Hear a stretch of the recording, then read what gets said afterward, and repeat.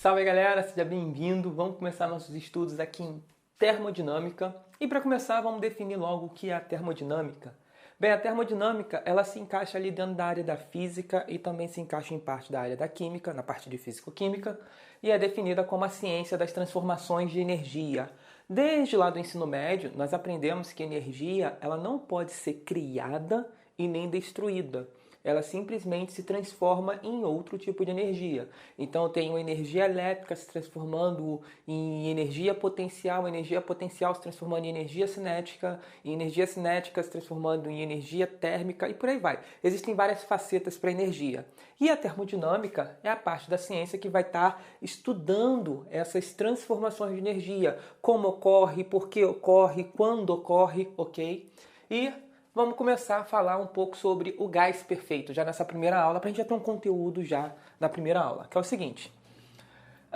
Quando a gente fala de transformações de energia, a princípio tem alguma substância envolvida. Eu não posso falar de energia e transformações de energia no vácuo, certo? O que tem aqui nesse vácuo de energia? A gente não vai falar nesse contexto, certo?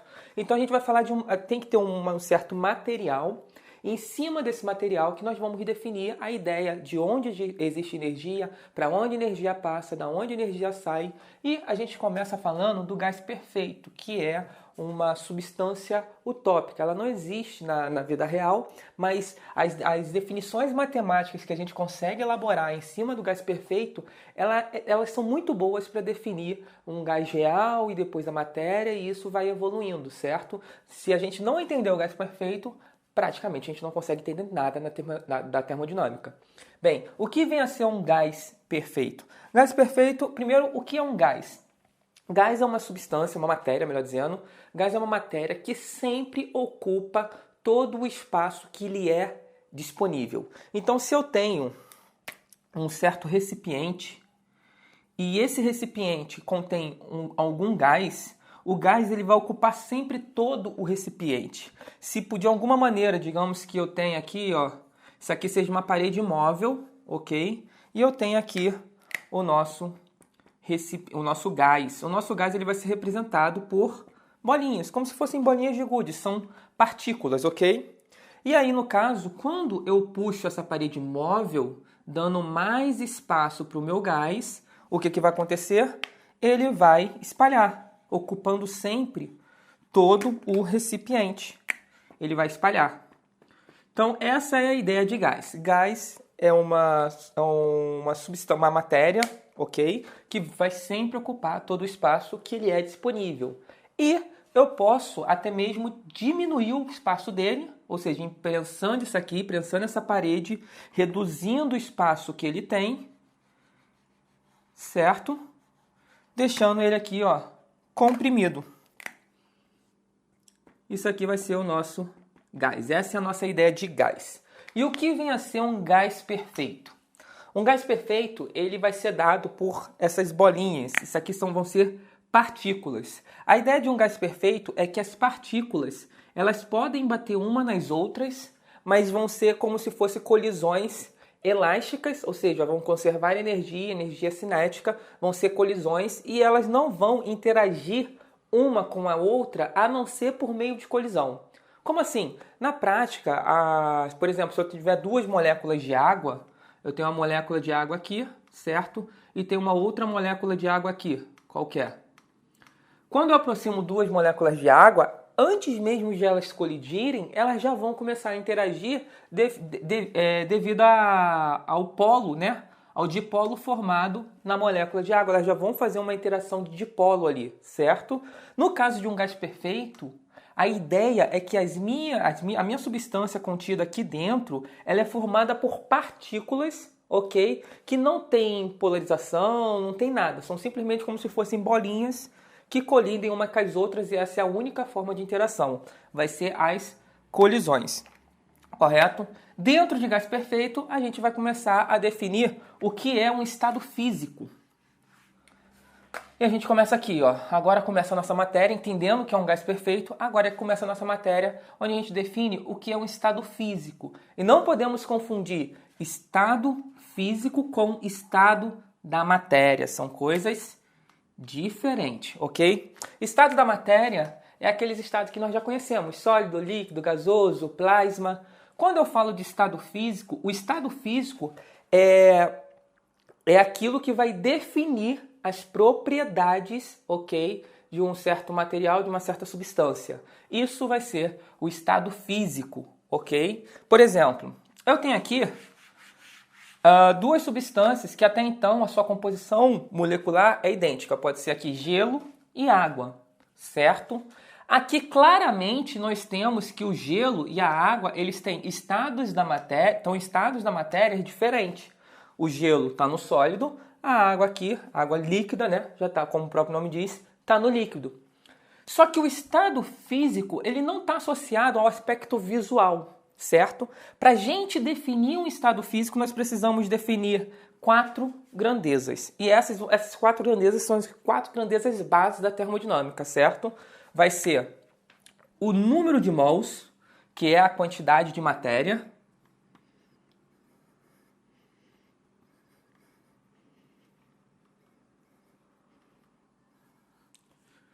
Colocar, acho que eu escrevi muito grande, vou colocar assim, quantimatéria, quantidade de matéria.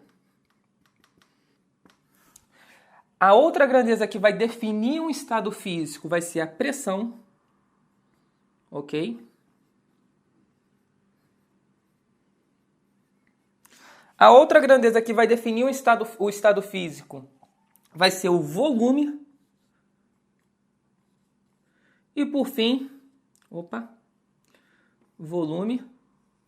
E por fim, a temperatura. Temperatura. Vai ser sempre um Nzinho minúsculo, quantidade de matéria. A pressão varia, tem gente que escreve com P maiúsculo, outros com P minúsculo, não importa. Volume V, temperatura T, certo? N, quantidade de matéria, vai remeter àquele número de Avogadro e tudo mais. A gente não vai falar disso agora, porque é relativamente simples entender o que é a quantidade de matéria. Mas a ideia é a gente estar interpretando duas grandezas aqui que têm significados muito importantes na hora de nós fazermos nossas contas e chegarmos a deduções de algumas leis e equações. Que vai ser o seguinte, o volume, todo mundo entende o que é. Está associado ao espaço ocupado pela minha substância. Agora, o que é a pressão e o que é a temperatura? Essas são duas coisas que dentro da termodinâmica elas vão dar ideia, vão trazer uma interpretação super legal do que é pressão, o que é temperatura. A gente entende mais ou menos o que é pressão, mas não entende sua origem. Por que a pressão aumenta quando a temperatura aumenta? Por que a panela de pressão lá dá pressão e eu não consigo abrir a tampa? Isso tudo vai ser abordado aqui dentro da nossa termodinâmica. Para a gente já iniciar, dentro aqui, gás perfeito, estados físicos vão ser definidos por essas 4 grandezas, ok? Então, se eu defino essas 4 grandezas, eu defino o estado físico, eu posso ter dois materiais. Aqui, por exemplo, eu estou com gelo, eu posso ter duas substâncias idênticas, água e água, ok? Só que eu tenho que analisar a quantidade de matéria, a pressão a qual elas estão sujeitas, o volume e a temperatura. Se alguma dessas coisas forem diferentes, eu não posso dizer que essas substâncias estão no mesmo estado físico, porque a partir do momento que eu mudo a temperatura, eu posso mudar o seu coeficiente de absorção, eu posso mudar a sua condutibilidade, eu posso mudar N propriedades do material. Se eu mudar a temperatura, se eu mudar a pressão, se eu mudar a quantidade de matéria, isso tudo vai influenciar. Então essas 4 grandezas juntas, ok, vão definir o estado físico. E mesmo que eu tenha substâncias muito parecidas, qualquer variação nessas coisas aqui podem mudar completamente as propriedades de substâncias que até então visualmente são muito parecidas, tá? Aí no caso da quantidade de matéria, visualmente dá para ver o que é cada um, certo? Se é sólido, líquido ou gasoso. Então vamos lá. Agora, a nossa missão, entendendo que é um estado físico que vai ser definido por essas grandezas, a gente tem que entender a ideia, ok? A mecânica, a física por trás de cada grandeza. Quantidade de matéria não é necessário falar, é só a quantidade de matéria, a quantidade que você tem de um certo material medido em moléculas, átomos ou coisas do tipo, certo? Pressão é o que vai ser o alvo do nosso estudo agora. Volume, espaço ocupado, temperatura também vai ser alvo do nosso estudo. Vamos começar por pressão. O que é a pressão? Na prática, o que a gente tem que ter em mente, que a gente não pode esquecer? Pressão, ela tem uma fórmula dentro da física que é dado o seguinte: pressão é igual a força sobre área. Tá? Essa é a fórmula fundamental da pressão, certo? O que vem a ser a pressão? É como se tivesse uma força que esmaga as coisas, que empurra, que aperta as coisas de modo geral. Então, quando eu tenho, por exemplo, uma bola de futebol, eu tenho aqui uma bola de futebol cheia, o que eu posso dizer? Não vou colocar uma bola de futebol, vou colocar uma bexiga dessas de festa, ok? O que eu posso dizer com relação à pressão em cima dessa bexiga? Pressão é uma força que esmaga. Nós estamos sujeitos a uma pressão. Mas por que nós estamos sujeitos a uma pressão? Se alguém colocar 50 quilos em cima da minha cabeça, isso vai me apertar, não vai? E se alguém colocar mais massa, mais 30, mais 40 quilos em cima, isso vai me apertar cada vez mais. E eu vou sentir essa força me pressionando, me apertando, ok? Aí você pode falar, Jackson, ok, entendi esse negócio de apertar e pressionar. Mas por que nós estamos sob uma pressão? Porque em cima da nossa cabeça tem uma quantidade absurda de ar. E esse ar está pesando sobre a gente, está nos pressionando em todas as direções. Isso é a pressão atmosférica, que nós estamos sujeitos a uma pressão, ok? Tanto que se a gente tirasse todo esse ar de cima da nossa cabeça, aí a gente ia sofrer com o problema da ausência dessa pressão, que eu vou falar mais pra frente. Mas a ideia é a seguinte: pressão é uma força que vai tentar esmagar o objeto. Ela está associada a uma força. E aí, essa pressão que pode estar associada ao ar em volta, tudo que está acontecendo aqui em volta, aqui pressionando o objeto, ela deveria apertar esse objeto até ele ser esmagado. Mas, de fato, uma bexiga ela não está sendo esmagada. Por quê? Porque dentro da bexiga também tem uma pressão resistindo, ok? Essa pressão resistindo a pressão externa faz com que as paredes aqui da bexiga fiquem estáticas, não se movam. Agora, o que acontece se você tirar o ar daqui de dentro? Você tirar o ar daqui de dentro vai diminuir a pressão de dentro, e aí a pressão de fora vai fazer o quê? Vai diminuir o tamanho da bexiga, certo? Não é que você tira o ar que a bexiga muda de tamanho. Na verdade, ela muda de tamanho por causa da pressão externa que faz ela reduzir o tamanho dela. Agora, o que é bem curioso? Se você pegar uma bexiga, encher ela só um pouquinho, e dar um nó. Aí você coloca ela dentro de uma bomba, dentro de um recipiente, ok? Que é uma bomba de vácuo. Tá aqui a nossa bexiga pequenininha. E aí, no caso, aqui tá, ela tem a pressão interna dela, que é uma força que faz com que ela seja... que ela tente expandir a pressão interna, e a pressão externa vai ser uma força que tenta comprimir. Vou mudar as cores aqui. A pressão externa seria como se fosse uma força que tenta comprimir a nossa bexiga, certo?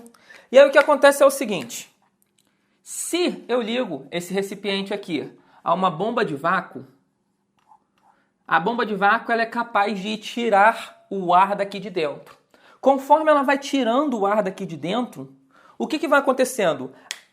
A pressão, a quantidade de ar que estava ali para esmagar esse objeto, ele vai sumindo.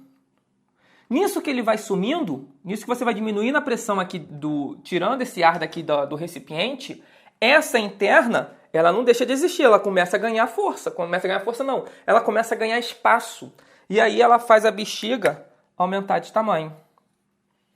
Por quê? Você colocou ar ali dentro da bexiga? Não. Você simplesmente deu a liberdade para essa pressão interna expandir.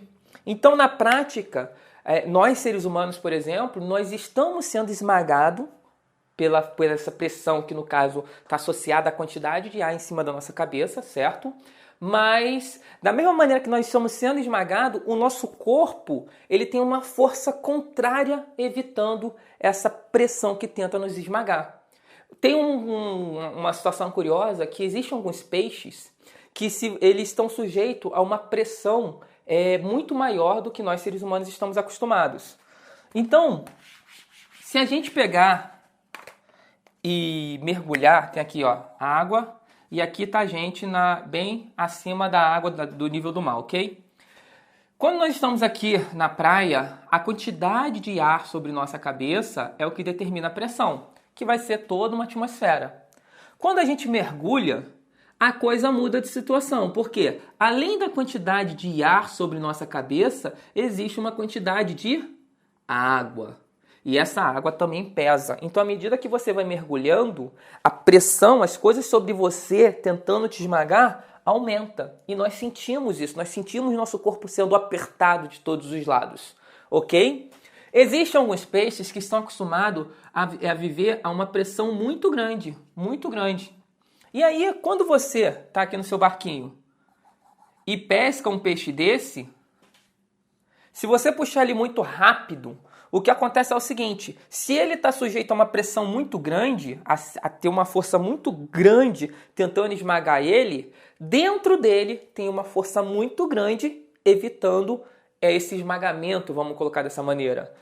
A pressão interna dele é muito grande. E para ele que está acostumado a essa profundidade, não sente diferença alguma. Por quê? Se você está sendo pressionado com uma força muito grande, mas o seu corpo faz essa força muito grande no sentido contrário, para você não está acontecendo nada. Para a gente aqui, a gente está sendo pressionado por uma força absurda de pressão. Mas a gente não está nem aí porque o nosso corpo aguenta isso, ok? A mesma coisa o peixe. Então ele tem uma pressão absurda, evitando, interna, né? Evitando com que ele seja apertado. Só que quando você pega o peixe e puxa ele muito rápido para a superfície, a pressão externa que faz ele, que tenta esmagar ele, diminui muito quando ele sai da água. E o corpo dele não está acostumado com aquela ausência, ele está acostumado a ser apertado. Se ele está acostumado a ser apertado e o corpo dele faz uma força absurda para evitar esse aperto, se você tirar o aperto, o corpo dele simplesmente explode por causa da pressão interna que é muito grande. E isso acontece com alguns peixes, tá? Essa questão da pressão, tá bom?